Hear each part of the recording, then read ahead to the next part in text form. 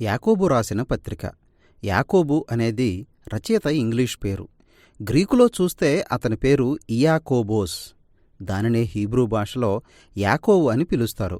కాబట్టి చాలా ప్రాచీన ఆధునిక అనువాదాల్లో ఆ పేరును యాకోబు అని పిలిచారు.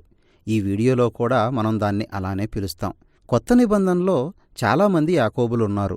వారిలో ఇద్దరు యేసు సన్నిహిత శిష్యులైన 12 మందిలోని వారు. కాని ఈ ఉత్తరం రాసింది మాత్రం యేసుకు సవతి తమ్ముడైన యాకోబు.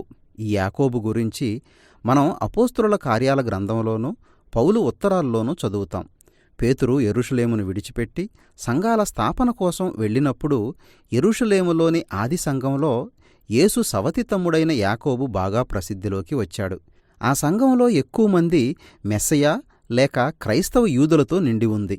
క్రైస్తవ సమాజాలన్నిటిలో ఇదే మొట్టమొదటిది. యాకోబు దాని నాయకుడుగా ఉన్న 20 సంవత్సరాల కాలంలో అది చాలా ఒడిదుడుకులను ఎదుర్కొంది. ఆ ప్రాంతాన్ని తీవ్రమైన పేదరికంలోకి నెట్టిన ఒక కరువు ఆ సమయంలో వచ్చింది. అంతేకాక యెరూషలేములోని యూదామత నాయకులు ఈ మెస్సయ్య యూదుల్ని హింసలకు గురిచేస్తూ ఉన్నారు. వీటన్నిటి మధ్య యాకోబును యెరూషలేము సంఘానికి ఒక మూలస్తంభంగా ఎంచారు. విషాదకరమైన అతని మరణం వరకు అతడు జ్ఞానంతో బహుధైర్యంగా సంఘాన్ని నడిపించిన ఒక సమాధానకర్తగా పేరు పొందాడు.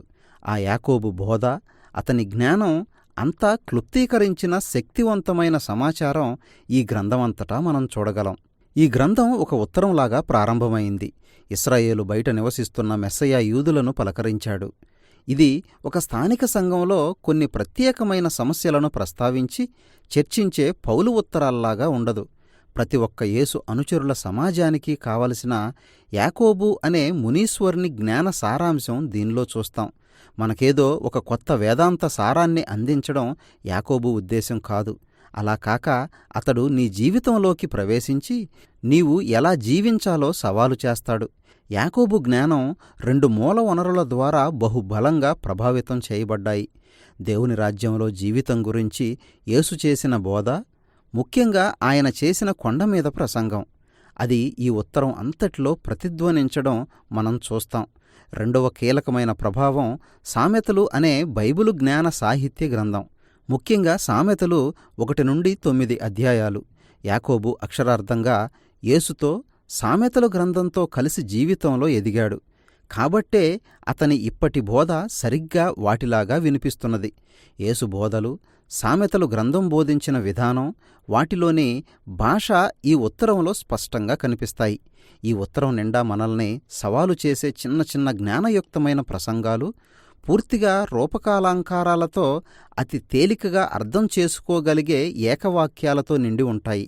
క్లుప్తంగా చెప్పాలంటే మెస్సయ్య సమాజాలు యేసు ధర్మశాస్త్రాన్ని కుదించి చెప్పిన దేవుణ్ణి ప్రేమించడం, నీ పొరుగువాణ్ణి ప్రేమించడం అనే సూత్రానికి అనుగుణంగా జ్ఞానయుక్తంగా జీవించాలని యాకోబు పిలుపునిచ్చాడు.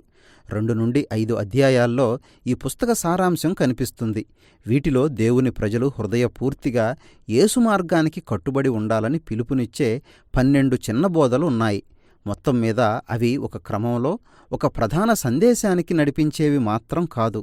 ప్రతి బోధ తన స్వంతగా ఒక తలంపును ఏకవాక్య పదాల్లో వివరిస్తుంది. కాని ఈ బోధలన్నీ వాటిలో పదే పదే వాడిన కీలకమైన పదాలు, అంశాలతో ఏకం చేయబడి ఉంటాయి. ఇది చాలా చక్కని అమరిక.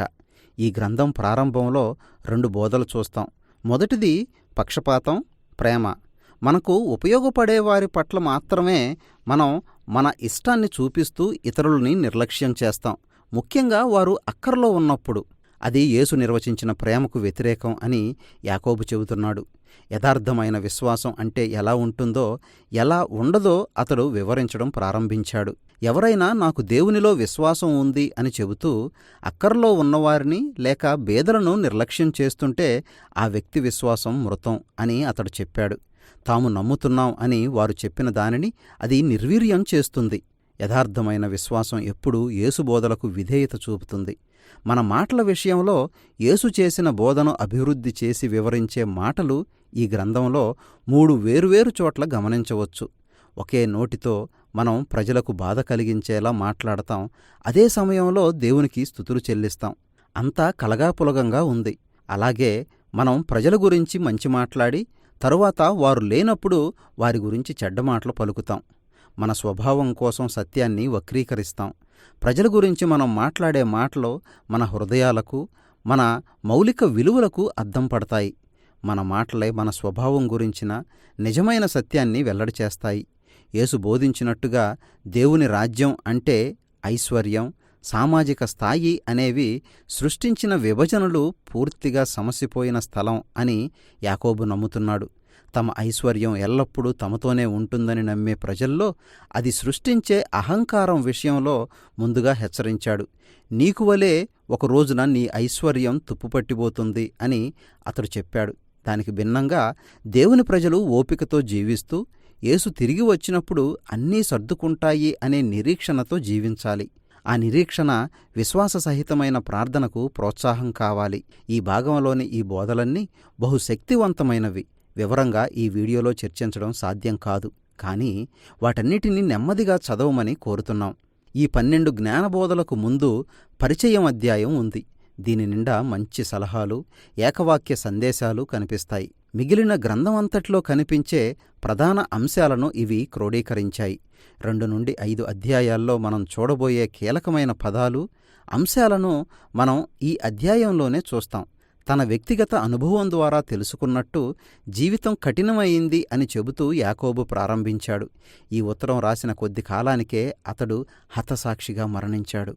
అయితే ఈ జీవితంలోని శ్రమలు, పరీక్షలు మనలో సహనాన్ని ఉత్పత్తి చేసి మన స్వభావాన్ని లేక నడవడిని రూపొందించే విరుద్ధమైన బహుమానాలు అని అతడు నమ్మాడు. శ్రమలో లేక బాధల్లో దేవుడు మనలో అద్భుతమైన కార్యం జరిగించి మనల్ని సంపూర్ణులుగా చేస్తాడు. సంపూర్ణత అనే మాట యాకోబుకు చాలా ప్రాముఖ్యమైన పదం. ఈ ఉత్తరంలో అతడు ఆ మాటను చాలాసార్లు వాడాడు. బైబిల్ హీబ్రూ, గ్రీకు భాషల్లో ఈ పదం పరిపూర్ణతను సూచిస్తుంది. దాని అర్థం యేసు దగ్గర నుండి నువ్వు ఏ విలువలను, నమ్మకాలను అందిపుచ్చుకున్నావో వాటికి పూర్తిగా అనుగుణమైన సంపూర్ణమైన జీవితాన్ని జీవించడం. మనలో చాలామంది వాస్తవంగా అస్థిరమైన, అతుకుల బొంత జీవితాలను గడుపుతున్నామని యాకోబుకు తెలుసు. మనం అంగీకరించకపోయినా అందరం రాజీపడి జీవిస్తున్నాం. అయితే ఈ ఛిద్రమైన జీవితాలను స్వస్థపరిచి వారిని సంపూర్ణులుగా చేసే పనిలో దేవుడు నిమగ్నమై ఉన్నాడు. మన కష్టాలను ఒక కొత్త దృక్కోణంలో చూసే సామర్థ్యాన్నిచ్చే జ్ఞానంతో అది ప్రారంభమవుతుంది. దేవుని స్వభావంపై ఎలాంటి అపనమ్మకం చూపకుండా విశ్వాసంతో అడిగేవారికందరికీ దేవుడు ఆ జ్ఞానాన్ని సమృద్ధిగా అనుగ్రహిస్తాడు. దేవుని ముందు మన హీనమైన, బలహీనమైన స్థాయిని గుర్తించినప్పుడు మనం చింతలో మునిగిపోవాలా, ఆయన్ని నమ్మి నిశ్చింతగా ఉండాలా అనే ఎంపిక మనకెదురవుతుంది. మన పరిస్థితులు ఎలా ఉన్నప్పటికీ దేవుడు మంచివాడు అని నమ్మడానికి ఎన్నుకోవడమే నిజమైన జ్ఞానం. నీ జీవితంలో కష్టాలకు నీ పేదరికం కారణమైతే దానిని కేవలం దేవునిలోనే నమ్మకం ఉంచడానికి నిన్ను ప్రోత్సహించే ఒక బహుమానంగా భావించు అని యాకోబు చెబుతున్నాడు. అంతేకాక ఐశ్వర్యం అనేది అస్థిరమైంది. వేసవి ఎండ వేడికి రాలిపోయే అడవి పువ్వుల్లాంటిది. కాబట్టి మనం కష్టాల్లో కూరుకున్నప్పుడు దేవునిపై నిందమోపవద్దు.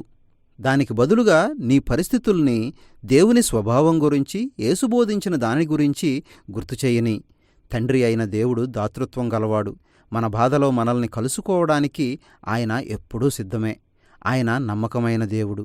యేసు ఎలా చేశాడో అలా తండ్రిపైన సంపూర్ణమైన విశ్వాసంతో తమ కష్టాలను ఎదుర్కొనే కొత్త రకమైన మానవులుగా మార్చిన కొత్త జన్మ అనుభవాన్ని మనకు అనుగ్రహించింది ఆ దేవుడే. దేవుని వాక్యాన్ని వినడం మాత్రమే కాక దాని ప్రకారం చేయడం ద్వారా మనం ఈ కొత్త పురుషుణ్ణి కనుక్కోగలుగుతాం. దేవుని వాక్యాన్ని ఒక స్వాతంత్ర్యాన్నిచ్చే సంపూర్ణమైన నియమం అని యాకోబు పిలిచాడు. మనల్ని తాను విమోచించింది దేవుని ప్రేమించడానికి, మన పొరుగువాణ్ణి ప్రేమించడానికి అనే ధర్మశాస్త్రంలోని ప్రధానమైన ఆజ్ఞను యాకోబు ఇక్కడ సూచిస్తున్నాడు. అలాంటి ప్రేమ ఆచరణాత్మకంగా ఎలా ఉంటుందో యాకోబు చూపిస్తున్నాడు. అది ఇతరులతో దయ కలిగి ప్రేమగా మాట్లాడడం. దాని అర్థం బీదవారికి సేవ చేయడం, దేవునిపై మన హృదయపూర్వకమైన భక్తి కలిగి జీవించడం. 2 నుండి 5 అధ్యాయాల్లో లోతుగా చర్చించిన 12 అంశాల బోధలో కనిపించే కీలకమైన పదాలు, అంశాలు ఈ ఉత్తరం ప్రారంభం అధ్యాయంలోనే మీరు స్పష్టంగా గమనించగలరు. యాకోబు యేసు జ్ఞానంలో, సామెతల గ్రంథంలో కనిపించే జ్ఞానంలో బాగా ఆరితేరాడు. తన ఈ ఉత్తరం ద్వారా తన జ్ఞానాన్ని మనకు ఒక బహుమానంగా అందించాడు. యేసును అనుసరించాలని కోరుకునే వారందరికీ ఇది ఒక అందమైన, తీయని మార్గదర్శి అని చెప్పవచ్చు. యాకోబు రాసిన పత్రిక మనకు బోధించే సందేశం